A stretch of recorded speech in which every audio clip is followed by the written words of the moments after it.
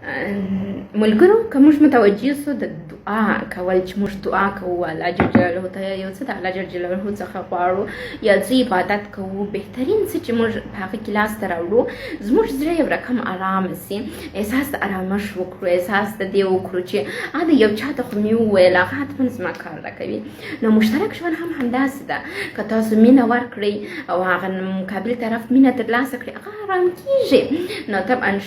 میرمن باید و میړه ته مینه ورکړي او میړه بیرته و میرمنې ته مینه ورکړي تر څو ارامښت ته ورسیږي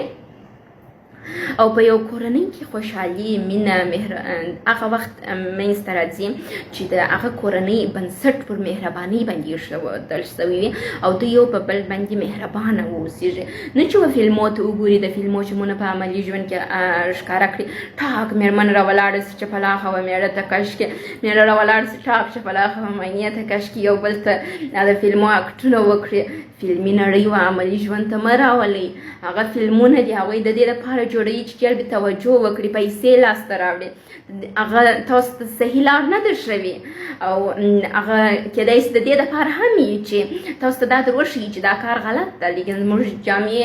جنکۍ هلکان هغه زده کوي یا مثلا هلکان دا زده کوي چې ولاړ سي څو جنکیو سره رابطه وساتي نه دا هغه څه دي چې باید ویې نه کړو او عمیقترین غوښتنه یا ضرورت چې یو انسان یې درلودلی سي هغه دا دی چې یو بل شخص هغه د هغه قدرداني وکړي د هغه صفت وکړي هغه ته مینه ورکړي نو موږ صفت کولو ته قدرداني کولو ته او ارزښت راکولو ته ضرورت لرو د یو بل نفر څخه بعضې کسان یې وایي زه د هېچا احسان ته ضرورت نه لرم موږ احسان ته هم ضرورت لرو باید موږ د بل چا احسان منونکي واوسېږو او موږ په رابطه کې مشترک ژوند کې مینې ته ضرورت لرو موږ قدرداني ته ضرورت لرو باید خپل د مشترک ژوند ملګري قدرداني وکړو او بل تر ټولو خوږه ترینه خبره چې په میړه او د مینې ترمنځ موجوده وي باید هغه دا ده چې دوی یو بل تعریف وکړي یو د بل سره چې کښېني یو د بل تعریف وکړي یعنې زه به خپل مثال درته وایم